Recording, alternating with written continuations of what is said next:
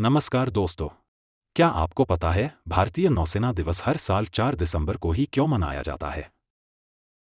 इसका मुख्य कारण 1971 के भारत-पाकिस्तान युद्ध के दौरान भारतीय नौसेना की अभूतपूर्व सफलता है। चलिए इसे डिटेल में जानते हैं। ऑपरेशन ट्राइडेंट, भारतीय नौसेना की ऐतिहासिक विजय। 3 दिसंबर 1971 को भारत-पाकिस्तान के बीच बांग्लादेश में युद्ध शुरू हुआ था।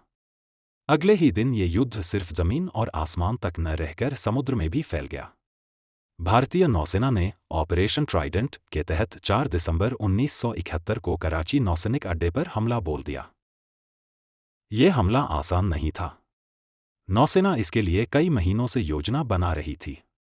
इस स्टोरी में 53 साल पहले आज ही के दिन हुए कराची पोर्ट पर हमले के बारे में जानेंगे, जिसे पाकिस्तानी नौसेना के इतिहास की सबसे करारी शिकस्त कहा जाता है।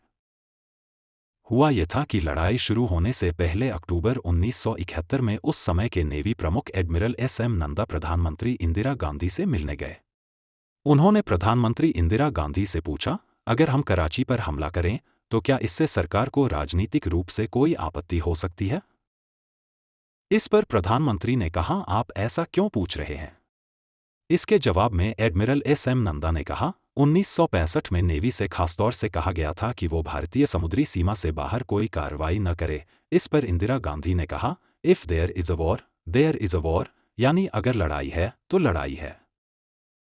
इंदिरा गांधी से इजाजत लेने के बाद भारतीय नौसेना ने कराची पर हमला बोल दिया।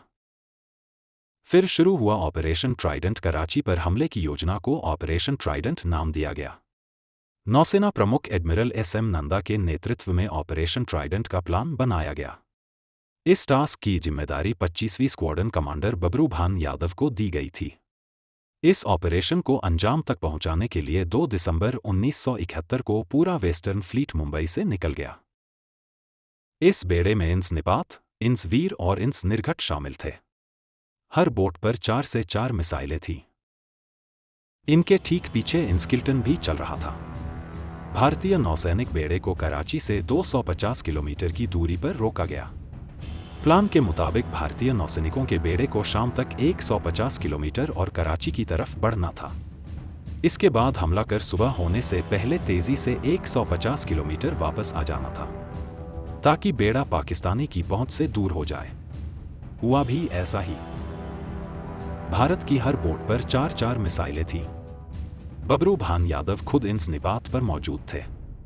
4 दिसंबर की रात ठीक 10:40 पर इंस निर्घट ने पाकिस्तान के जहाज PNS खैबर पर पहली मिसाइल दागी। मिसाइल लगते ही खैबर हिल गया। उसमें मौजूद जवानों को पता ही नहीं चला कि हमला कहां से हुआ है। उन्हें लगा कि लड़ाकू विमान से हमला हुआ है। वो कुछ सोच पाते कि तभी थोड़ी देर बाद दूसरी मिसाइल चली और खैबर डूब गया। एक रिपोर्ट के मुताबिक पाकिस्तानी नेवी के 222 जवान इसमें मारे गए। रात 11 बजे इंस निपात ने पाकिस्तान के MV वीनस चैलेंजर और PNS शाहजहां पर 2 मिसाइल दागी। वीनस चैलेंजर तबाह हो गया और शाहजहां को बहुत नुकसान पहुंचा। उधर 11:20 पर इंस वीर ने PNS मुहाफिज पर मिसाइल दागी। मुहाफिज तुरंत डूब गई और इसमें मौजूद 33 जवानों की मौत हो गई। इसी बीच इंस निपात कराची पोर्ट की तरफ बढ़ता गया। कराची पोर्ट पाकिस्तान के लिहाज से बहुत खास था, क्योंकि इसके एक तरफ पाकिस्तान नेवी का हेडक्वार्टर था और दूसरी तरफ तेल भंडार। इंस निपात ने पोर्ट की ओर 2 मिसाइल दागी। एक मिसाइल चूक गई, जबकि दूसरी सीधे तेल के टैंक में जाकर लगी। जबरदस्त विस्फोट हुआ। बताते हैं कि विस्फोट इतना जबरदस्त था कि आग की लपटों को 60 किलोमीटर की दूरी से भी देखा जा सकता था। ये वही युद्ध था जिसमें भारतीय नौसेना ने पहली बार जहाज पर मार करने वाली एंटी-शिप मिसाइल से हमला किया गया था।